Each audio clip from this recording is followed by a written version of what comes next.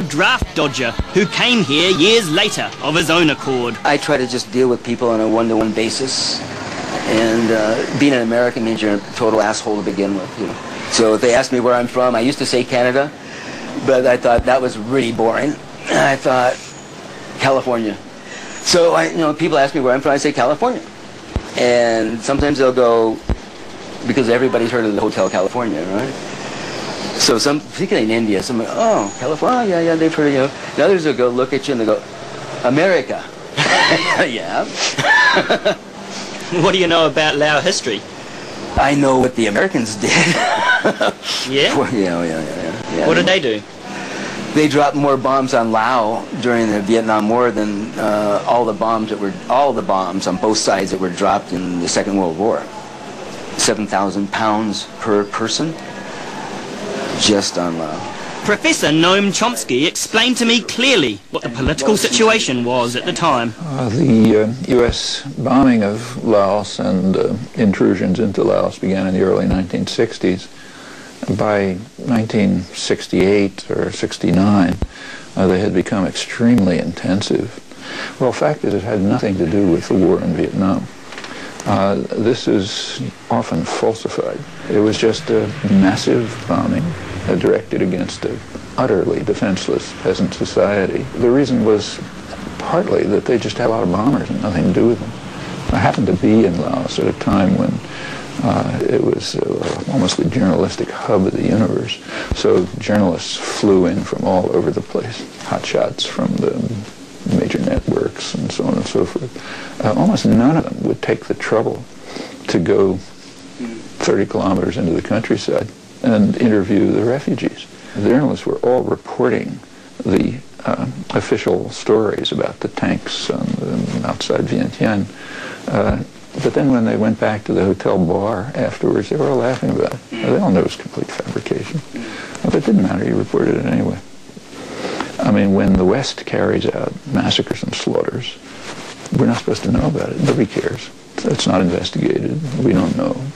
Just as we don't know in millions, literally, how many people were killed in the Indochina Wars. It's not our business. Of course, there were what they call bombies, little cluster bombs all over the place. Children would pick them up and blow up. A farmer's hoe would hit them and so on. It's still happening.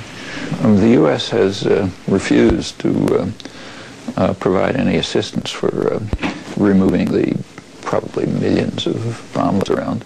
I mean, they carried out huge atrocities, massive atrocities, and the least they can do is clear up the remains. I mean, the cynicism of this it's hard to find words for it.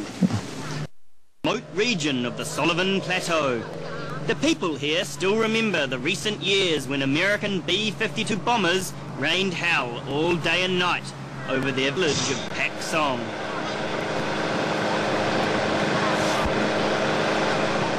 I had been told that the local doctor was willing to take any visitor to Pak Song up into the hills to see the evidence firsthand and to ensure that the secret war was no longer a secret.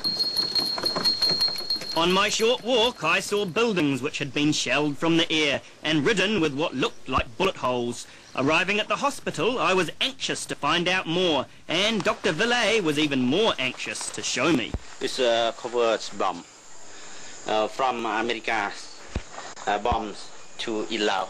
Only the American bomb. Yeah, you can see this. What for, you know? I don't know. No. I want to kill everything. Yeah. Animal and some person. Yeah. No excess. Want to kill the America. Bomb drops from air. The area was littered with giant craters. Thailand is a bunker inside. Thailand's bunker. He explained to us that the Thais fought on the ground, receiving supplies from Air America above. Firing. Big gun. Thailand. Gift from America, but soldier, Thailand soldiers takes. So America gave them? Yeah, give them, yes. 5,000 bonds inside. How many? 5,000 bonds. Can charge everywhere. Everywhere can to see the box. Everywhere. He stopped every few meters, finding more deadly souvenirs. Many still unexploded, and I got a little worried. Big bomb. American. No good. American. No. Want to kill only Lao person, Lao people. We disturbed a man cultivating the coffee plants and collecting fragments of weapons to melt down and make a machete. America? From America? Yeah. America works. Can American good. We're not American. No American. You are not American. Not American. No. I am American. I am American. American big gun, but some 155 millimeters gun. 85% of the population live in rural areas affected by unexploded ordnance. Yes, bullets. No, I afraid. You afraid? Yeah, afraid. Maybe we should go? This is wild. Whoa! Whoa! Walking through what was essentially a minefield, we interrupted some children working with their father, digging up unexploded bombs to sell for scrap metal. Oh, big bomb. Big bullet. Yeah. Oh, and seeds.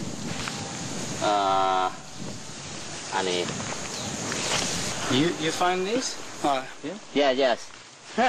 What do you do with them? To buy, to sell. To sell them? Yeah, you sell these? No, I afraid. The scrap metal industry has become a leading cause of unexploded weapon casualties, a risk they take to earn only 1 cent per kilogram of metal. 75 bullet. These bullets can dangerous, high. Very dangerous. High dangerous. He said, I found out that the father was an old soldier who used to shoot at the planes as they flew overhead in the 1970s.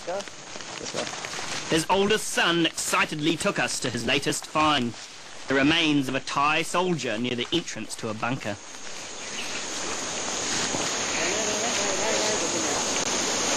This is the grave. Soldier.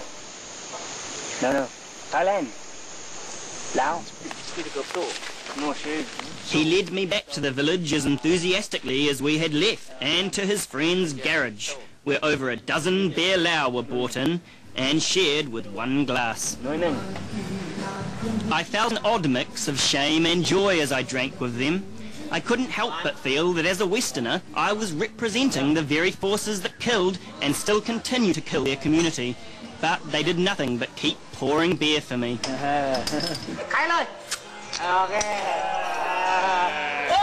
Pretty soon the celebrations had spilled onto the streets, and the mayor of Pak Song joined us on his first day on the job. Today. Today? Okay. Today. Congratulations. Not 2 weeks, 2 months. 2 months? Not 2 weeks, 2 months. 1 day, eh? 1 day. The mayor of Pak Song on his inauguration day. The head of Pak Song. Pak Song.